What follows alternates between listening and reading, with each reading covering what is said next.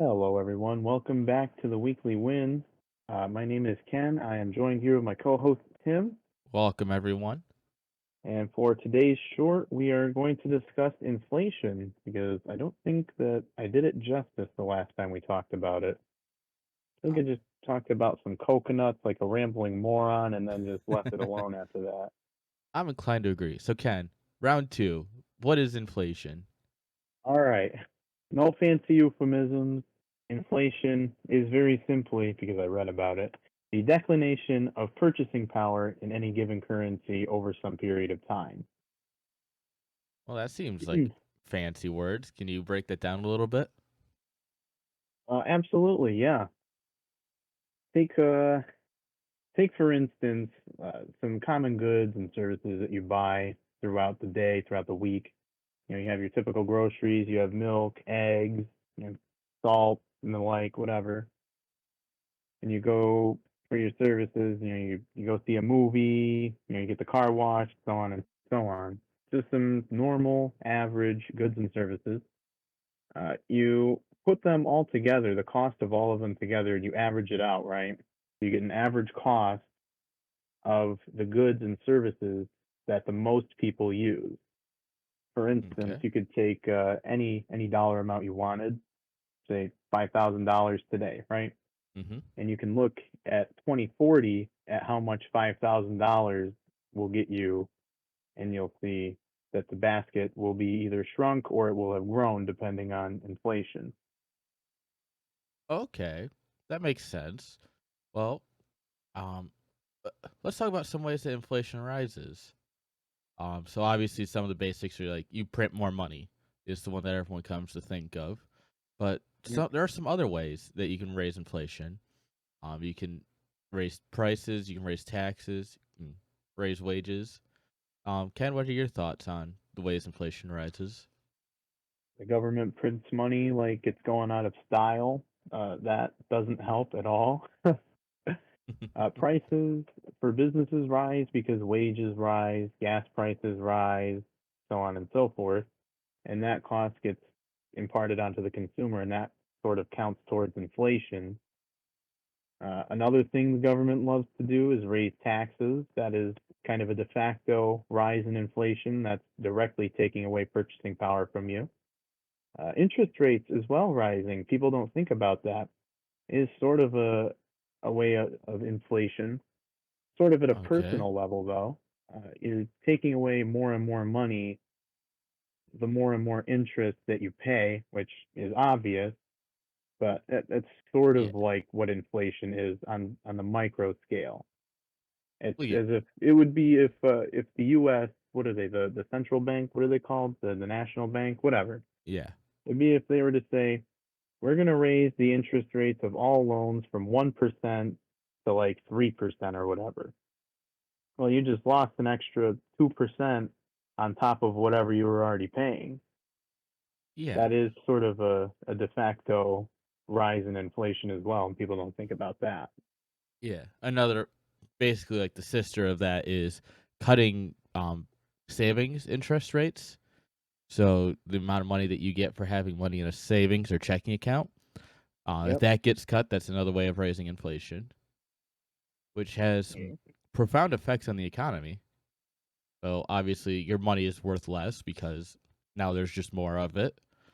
But this also it kind of starts a chain reaction. Ken, what do you think? You're right. Money becomes worth less, excuse me, than it was prior to the inflation that hits, which means that inevitably businesses will lose money, and this will affect unemployment as well, as people will start to become unemployed because companies can't, the smaller companies, I should say, can't keep up with the rising costs of keeping people employed.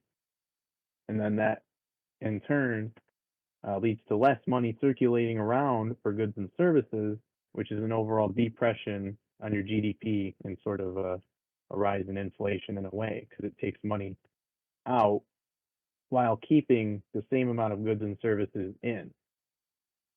Yeah, that's very true. And then this has a profound effect on the poorest among us because while as who was it? MSNBC tweeted or something. The silver lining of inflation's higher wages. Whoever it was that tweeted that, but Oh, this oh, doesn't help people who aren't making that still aren't making money to live on, because food's going up, gas is going up, your cost of living is going up, but they're not making more money per se.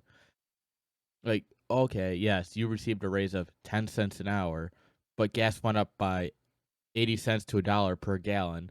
Your eggs are up by 50 cents, Like your basic food and resources that you require are just getting more and more expensive. So inflation is very negative on especially the poorest people in the country. absolutely. You got the food prices that rise. You have the fuel prices that rise, like you were mentioning. Yeah. Oh, excuse me. Oh, and then you were talking about wages. Pardon me there. So yeah, let's talk about that really quick because I remember fast food workers here in New York for the longest time were petitioning or whatever for $15 an hour. And let me relay sort of the cost back to you, the consumer, of what that means. Uh, Restaurant A employs 10 people and it costs them $10,000 a week to run. And $5,000 of that is the salaries or whatever for the week, so on and so forth. The rest is for supplies. Uh, if those wages were like $10 or so, whatever, right? And the minimum wage gets bumped up to $15. Now that same cost goes to $12,500 from before, which means the price of the food will be raised in accordance with that to you, the consumer. You can go ahead and take a look just at your local McDonald's or Burger King.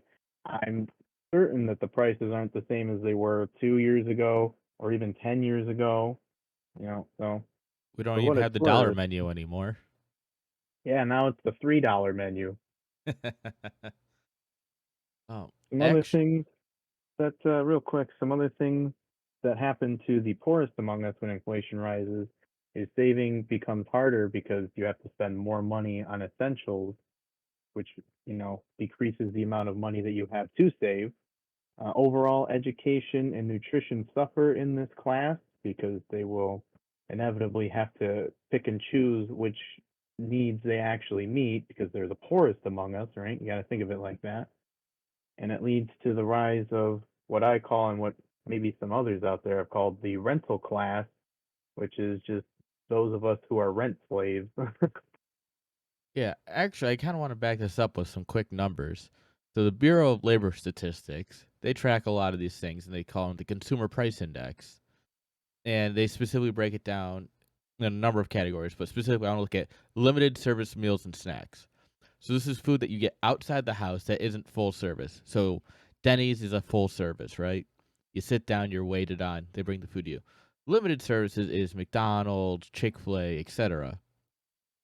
And what they have found in year over year, as of the end of June 2021, so this is June last year to June this year, the percentage increase in cost in limited service meals is 6.2% year over year.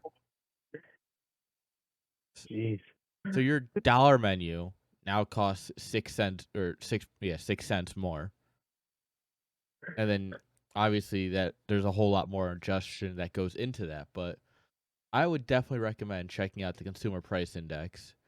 Energy by itself is up 25% total Thanks, Biden. on average.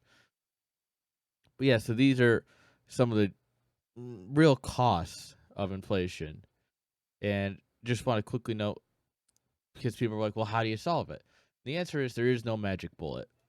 The only way to really deal with inflation is, since it's such a mishmash of factors, you really have to start cutting down on a few of them at a time.